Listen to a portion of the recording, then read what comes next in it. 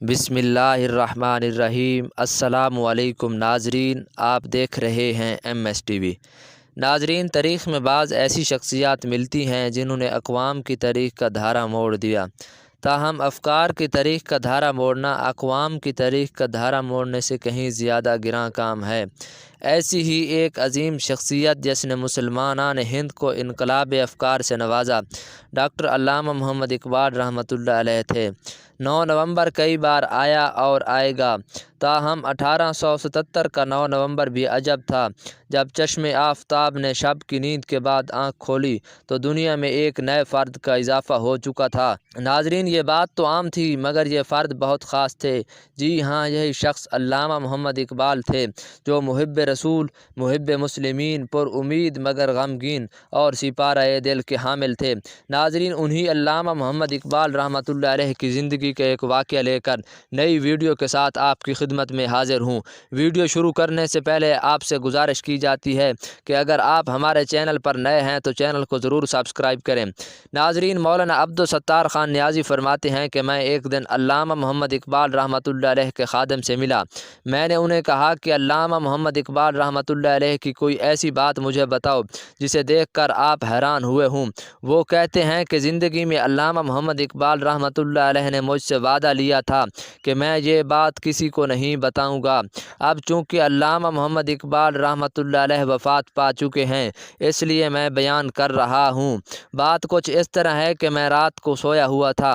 رات کے 2 بجے کے قریب کا وقت تھا۔ انہوں نے مجھے جگایا اور کہنے لگے میرے خاص مہمان آئے ہیں، جاؤ ان کے لیے بازار سے لسی لے کر آؤ۔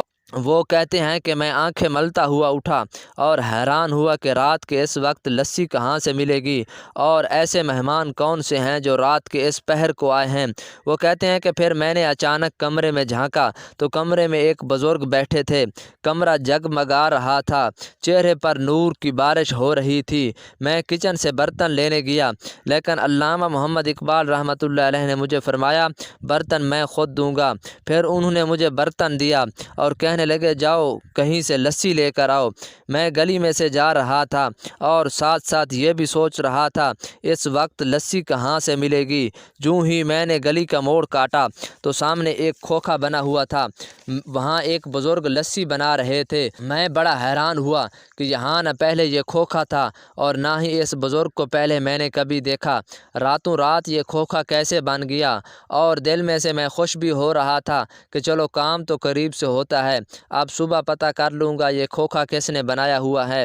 پھر میں نے انہیں کہا کہ بابا 2 گلاس لسی کے بنا کے مجھے دو۔ انہوں نے مجھے لسی بنا کے دی۔ اس بزرگ سے میں نے پیسے پوچھے تو وہ بزرگ مسکرا کر فرمانے لگے اقبال سے ہمارا معاملہ چلتا رہتا ہے۔ میں بڑا حیران ہوا، یہ بزرگ تو علامہ محمد اقبال رحمۃ اللہ علیہ کو بھی جانتے ہیں مگر میں انہیں نہیں جانتا۔ خیر میں لسی لے آیا۔ علامہ محمد اقبال رحمۃ اللہ علیہ نے برتن پکڑا اور مجھے فرمایا کہ تم یہیں بیٹھ جاؤ، اور پھر وہ لسی لے کر اپنے کمرے میں داخل ہوئے۔ انہوں نے لسی مہمان کو پیش کی۔ اب میں اگلے حکم کا منتظر تھا کہ مہمان رات کو ٹھہریں گے یا چلیں گے۔ تھوڑی دیر بعد آواز آئی کہ مہمان اٹھ کھڑے ہوئے ہیں اور علامہ صاحب انہیں دروازے تک چھوڑنے گئے ہیں۔ بغل گیر ہوئے اور وہ دروازے سے باہر نکلے۔ وہ کہتے ہیں کہ میں بھی دوڑ کر دروازے کے قریب پہنچ گیا اور میں نے علامہ محمد اقبال رحمۃ اللہ علیہ سے عرض کی کہ آپ آرام فرمائیں اور میں دروازہ بند کر دیتا ہوں۔ علامہ صاحب اندر چلے گئے۔ مجھے اللہ کی عزت کی قسم جب میں نے باہر جھانکا تو وہاں نہ کوئی تھا، نہ گلی میں آہستہ آہستہ چل پڑا تو حیرانی میں اضافہ ہوتا گیا کہ نہ وہ کھوکھا تھا اور نہ ہی وہ بزرگ تھے۔ مہمان بھی غائب ہو گئے تھے، کھوکھے والا بھی غائب ہو گیا تھا۔ پھر میں واپس پلٹا اور علامہ محمد اقبال رحمۃ اللہ علیہ سے پوچھا بتاؤ یہ مہمان اور کھوکھے والا یہ کون لوگ تھے؟